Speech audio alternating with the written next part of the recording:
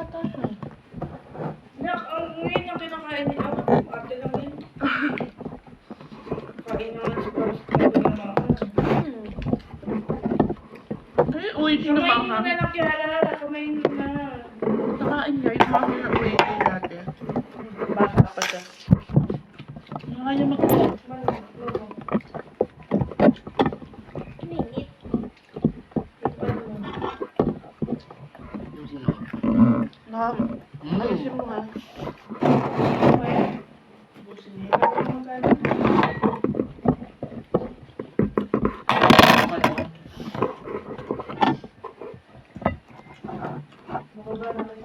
Magigising ka.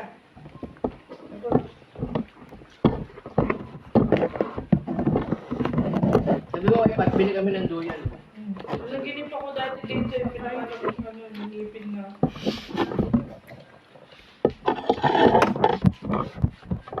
Pero dati yung baby, nakapikit. Ilang araw pa bago dumilag. Oo. Ngayon, ang baby, dilat na agad. So spicy. Pwede rin mangyari yung may ngipin na agad yung baby. Sinasabi. Ha?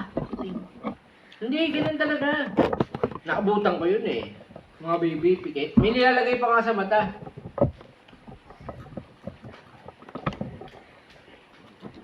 Masarap naman kaya sa face mo. Masarap na baka. Hindi daw. Okay.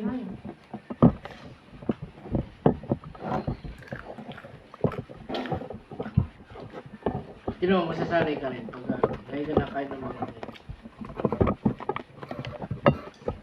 Dapat natin. Bibili ko akong formula. Kaso ang problema, pagka ano, lagi na kain ng manghang. Acid reflux. Yun ang problema kayo ng ano. Lagi nasuka yan.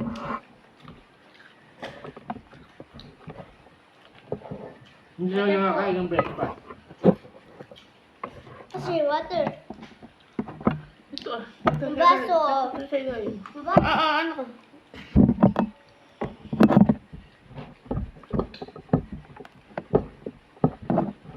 Sa Singapore, grabe ang mga pagkain doon.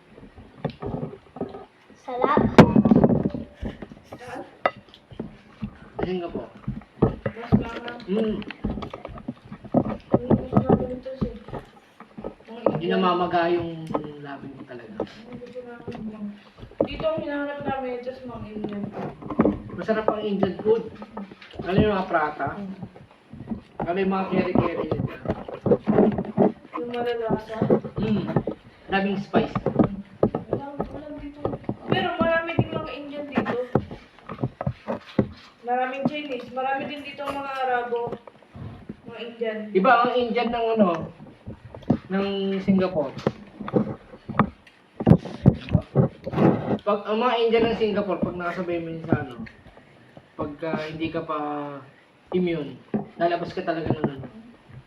Lalabas. Oo. Kapat nga, binabawalan ko lang yun. Nasakit lang ilong. Grabe, bakit nila hinahanap? Ano yun? Sa ano yun? Sa kinakain nila. Tapos pag nanditingo sila, hindi lang tubig. Pag may mga nakatasig na kagawin na tubig. Mga spice. Pati yung pang ano nila may spice. Pero pagkain nila, mabango. Para sa amin. Oo, mabango siya, yung pagkain, lalo na yung curry. Para sa ibang tao, hindi nila gusto ang Kami na ano. Masarap kaya.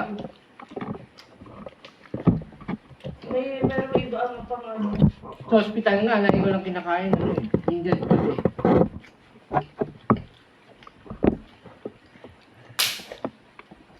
Pakistani yan. Ayun, oo. Try kami ng ano, Vietnam tsaka food. Thai food, masarap. Thai, Parang sa Indonesian, masarap. Indonesia na masarap, pero yung Thai, hindi. sa Thai parang sa atin lang. Grabe din ang Indonesia na masarap.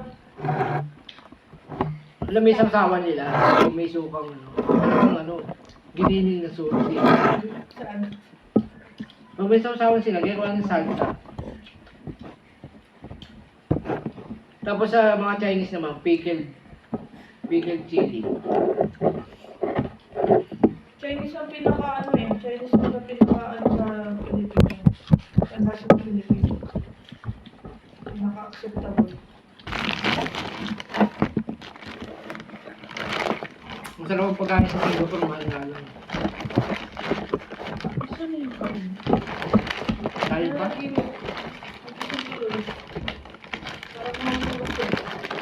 Ano ang gugulay? Kaya ang ginagawa namin yan, ginagawa namin parang kuko.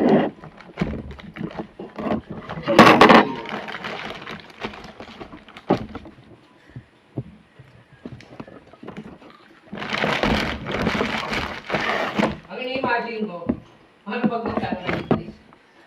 Bakit? Gusto naman niya magkaanak kami. Paano siya mag-aalala? Pero tingin ka kay papa ko. Kasi pag-aaral yun eh, pag naiyak, pinagkakaroon. Tapos pinapaawa ko sa kanya. Wala ko na, tuwing ko kunin na ako, natakbo na yun. Gusto din nun. Kaya kailangan sa amin, IVF. Oo, ba't hindi yung gawin yun? Hindi pa namin alam kung healthy yung kukuha sa kanyang sperm eh, kasi nagka-cancer siya dati. Pero yung cancer naman yun, hindi naman inherit yun eh. Ha? Hindi inherit. Hindi na Hindi, inherit. naano siya. Kinimo siya. Ayun ay, itanong nyo sa doktor kung DNA ni, healthy. Pagka, So excuse Healthy me yun. when you Ibig birth ko ko ha. sabihin, yung sperm na niya, na ano, So radio, excuse me na, when you birth, okay? medyo active. nakimo siya, Okay. oo. No, you need to say Kaya diba, excuse me ang when you mga, birth. ang mga cancer patients, nag-freeze muna bago mag-chemo. Okay? Ah. Kahit Nag-freeze na. ng egg, tsaka ng sperm. Siya, teenager siya rin eh, hindi na niya yung naisip eh. 15 years old siya rin eh. Kung kinin mo siya. Ah, bata pa pala siya.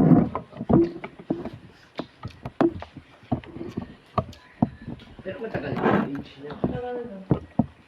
Umiyak. Gawin mo. Yun lang kasi pwede yung gawin method eh. I-inject sa'yo yun, no? Hindi, Excel. Tapos kanina Tapos ipupun na. sa lab nila yung ipububuin.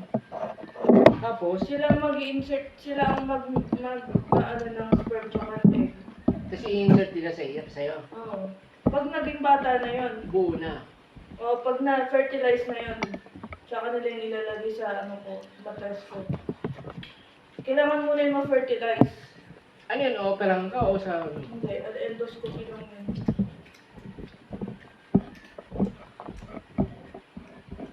Okay, Tris, yung operahan kung gusto niya malaman pwede pa kami, kung pwede pa yung sperm niya.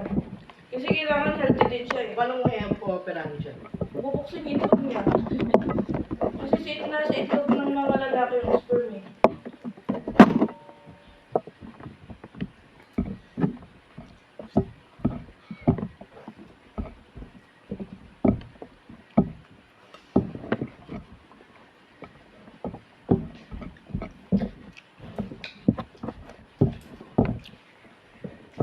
Hindi pwede yung yung magsasarili siya. Yung Wala nga nalabas. Wala mo lalabas. wala ba? Talaga? Wala. Paano yun? Kala ko Wala nalabas. nagpipilo lang siya. Wala nalabas. Wala Wala din laman itlog niya. Pero nakakaramdam siya ng Mali. Nakakaramdam siya ng... Nag-ano pa siya, may... Na-erect pa yung hari niya. Kung Hindi lang nagpo-produce ng sperm. Oo, yun ang ibig sabihin, yung testosterone niya, meron pa yung testosterone.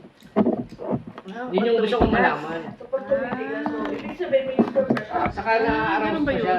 Oo. Ah, Kumbaga wala lang walang sperm na lumalabas. Ang sabi, nung doktor na nakausap namin na last, kasi inoperahan si Tristan eh, nung pagkatapos daw niya operahan sa tiyan. Di ba malaki ang ano ni Tris? Hiwa sa tiyan.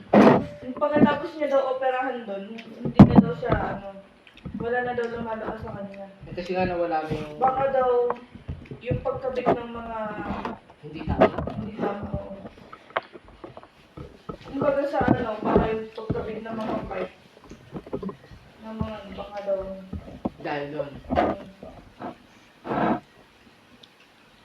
sabi ng ano namin, baka daw na-connect kayo sa pantong. Hindi na iilang Siguro, yun. oo, naiihi niya. Kasi masama din yun na hindi na ilalabas yun eh. Ibig sabihin, naiihi niya nga kung may lalabas Eh, niya. okay lang yun.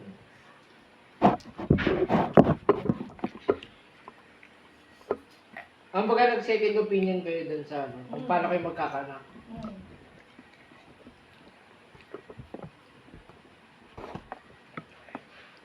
Sabi ko nga kung mag-IVF kami, ikambali, okay, Para isang ano man lang. isang ganahan, isang Ay. buti. Lasa sa iyo. Kumbaga talagang bibit-bitin. Nakita mo yung mga triplets. Imagine mo yung isa lang, no? Kaya gusto mo magkaroon kapatid na kambal. Triplets. Tapos aalagaan mo sabay-sabay. Isa pa yun. Kaya siya tuwan-tuwa ka eh, no? Pero paglaki niya, tinanong mo. Parang sino ka Ika na. lalo. So fancy.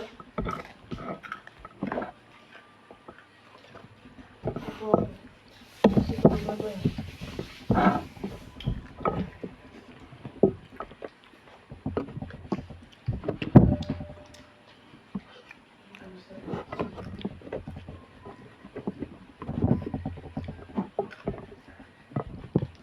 Tingin ko pag nagkaroon kayo ng anak ni Michelle, may mababago at least. Ay, mo pala yung training ka rin. Ay, di. Kasi habang kumakain ka naman ng manghang, kaya Hindi mo na mapipili. hindi mo na mapipigil kasi mamamanhid na yung dila mo. Manghang? Hindi. Hindi. Akin na yung main ko. Kanin dun. Marami pa tong laman. Wait lang, mamaya.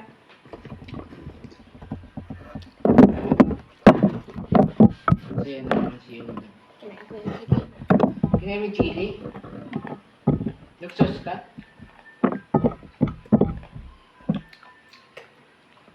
Tapos hanggang lubi marinig nito yun. Ako, kain yung chili. Lahat. Skin mo mo ka dad. The skin. You want the skin na nga?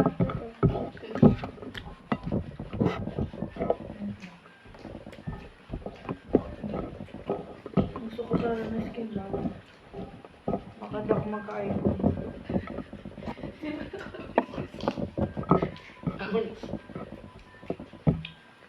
May target kang weight? Wala. Kailangan bawasan ka. Bago lang ang itsura ng katawan. Yung, Ilang ano yan? 75 days. ano bang itsura ang gusto niya? Yung ano? Hindi, basta dito ka. Wala dyan. Tumansin. 2 months and... Pero yung puwet daw kailangan daw lumaki. Yan ang gusto ni daddy. Kaya Ano ko si Jollibee. para daw kasi isang pol. Parang? Pagsapol. Nahampalin yung daddy mo yung puwet ni mami mo? Yoda yun. Hmm.